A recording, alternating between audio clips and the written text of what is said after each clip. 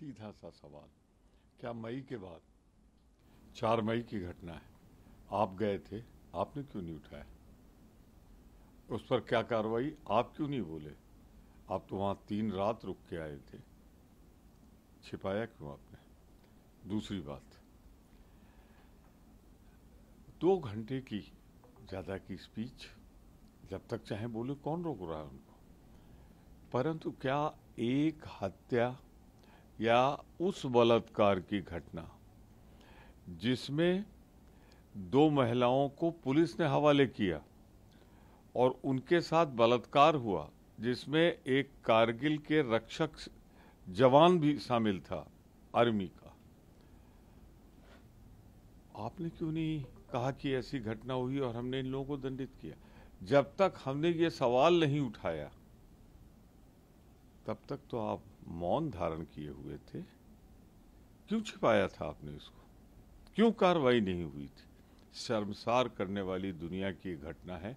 आप चाहे जितना यहाँ पर मीडिया पर अंकुश लगा लो, इससे हमारा सर शर्म से झुका है। साफ साफ आपको शर्म आई हो ना आई हो, देश को शर्म आई। तो मैं सिर्फ इतना कहूँगा, 2 घंटे के भाषण में वो नहीं बता सके जो सवालात आज जनता के मन में तैर रहे हैं। कब होगी भारत के नारियों की सुरक्षा की गारंटी? कब तक उनकी अस्मत इस तरह लुटती रहेगी? याद रखना, एक चीरहरण हुआ था द्रौपदी का, कौरव समाप्त हो गए थे। यहाँ तो आपने सैकड़ों द्रौपदियों का शील हरण कराया है, नामो निशान नहीं मिलेगा इतिहास में आपका। सर, ये कहा उन्होंने कि यूपीए का नाम बदला है। पहले तो उन्होंने कहा कि मणिपुर के मामले में राजनीति करते हैं। राहुल गांधी गए वहाँ पर, चॉपर से जाना था, कहे नहीं, पहले जिद करी कि मैं पैदल जाऊंगा। फिर अगले दिन गए चॉपर से ही, लेकिन इस बीच 3 घंटे पूरा देश भर में लाइव हुई वो चीज़ें कि हमारे को जाने नहीं दिया जा रहा, इसलिए हम पूरा इंतजाम कर रहे थे। हम जाना चाह रहे थे बाई रोड, आपने कहाँ जाने दिया? तो अगर वो लाइव हो रहा है और आ रहा है तो पत्रकारों पे क्यों नाराज हो रहे हो? मीडिया से क्यों गुस्सा हो रहे हो? जो सच्चाई थी वो दिखाई गई। दूसरी बात जो आपने ये कही है कि वहाँ पर हम फिर हेलीकॉप्टर से ले गए उनको, वहाँ गए, पर मिले तो दोनों समुदाय से, और जो प्यार उन्होंने दोनों समुदाय से पाया है, जो विश्वास पाया है, उससे लग गया। वहाँ नफरत फैलाने वाले जब गए तो उनको जनता ने स्वीकार नहीं किया, और जब मोहब्बत लेके राहुल गांधी के नेतृत्व में गए तो दोनों समुदाय ने उनमें विश्वास व्यक्त किया। सर, ये भी उन्होंने कहा, आप लोगों की जो 10 साल का यूपीए का शासन रहा, उस पर भी उन्होंने कहा कि यूपीए नाम इसलिए बदल रहे हैं, इंडिया अब इसलिए रख रहे हैं कि पुराने काम छुपाना चाहते हैं। यूपीए मतलब 2G स्कैम, यूपीए मतलब कोल घोटाला, यूपीए मतलब कॉमनवेल्थ घोटाला। तो जब भी यूपीए की बात आती है तो घोटालों की बात आती है, इसीलिए नाम बदलकर इंडिया किया है। देखिए, नाम की बात जो आप कर रहे हैं, मेरा पहला सवाल है, आप इतना चिंतित, इतना परेशान क्यों है जब नए गठबंधन का नाम इंडिया रखा गया? इंडिया शब्द से आपको इतनी नफरत क्यों है, घृणा क्यों है? आप अपने देश का अपमान क्यों करते हो? देखो ना, इंडिया का मतलब क्या होता है, ना समझा हो तो फिर समझा देता हूं। आप उठा के देख लीजिए, part 1, class 1, India that is Bharat, India that is Bharat. तो आप प्यार से इंडिया जो भारत है उससे ये घृणा मन में क्यों? क्या इसका नाम ईस्ट इंडिया कंपनी रख दिया जाए, जो जो आचरण आपका है? दूसरा, नाम पे आपको याद दिलाऊं, आप पैदा हुए थे भारतीय जनसंघ के नाम से, सत्ता के लालच में सन 77 में आपने अपने आप को समाहित कर दिया था जनता पार्टी में। याद ना आया हो तो दिला दूं, 1977।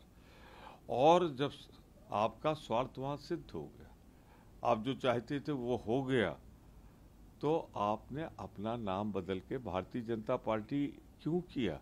क्यों नहीं पुराने जनसंघ पे गए? क्योंकि नफरत जहां थी वो जनसंघ से जुड़ी जाती थी। तो आप बताओ ना, मेरे इस सवाल का जवाब दो।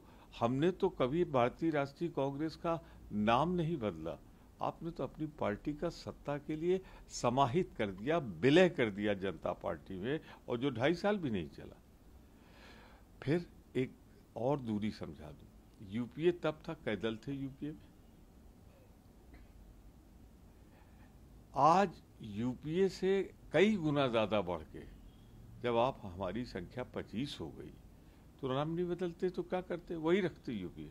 तो वो यूपीए में शामिल नहीं हुए, वो शामिल हुए भारतीय राष्ट्रीय कांग्रेस के साथ उस गठबंधन ने जो इस देश से आपकी सांप्रदायिकता, आपकी नफरत और आपके विचार खारिज करेगा, क्योंकि इसके साथ देश का बहुमत है। समझ में आई बात? अब नाम नाम पे मत चिल्लाया करो और इंडिया से इस तरह मत घबराया करो।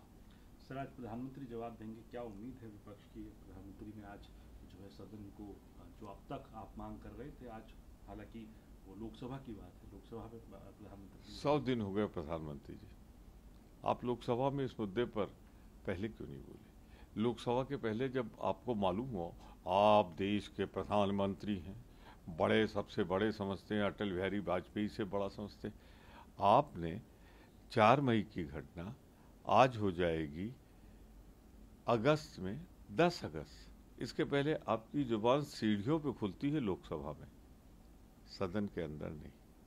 इसलिए कि आप बात करोगे चांद की, तारे की, और जमीन की सच्चाई ये है कि आपके राज में 90 साल की एक बूढ़ी औरत, कारगिल के जवान की पत्नी, उसका तो बलात्कार आप रोक नहीं पाए। आप एक अपील तो कर सकते थे। हो आए आप, कहाँ, अमेरिका, ऑस्ट्रेलिया, दुनिया भर में, कनाडा घूम आए आप, पर आपके मुंह से नहीं निकला। और जिस दिन वहाँ पत्रकार सम्मेलन में आपसे सवाल पूछा गया, उस दिन हमारा सर से झुक गया।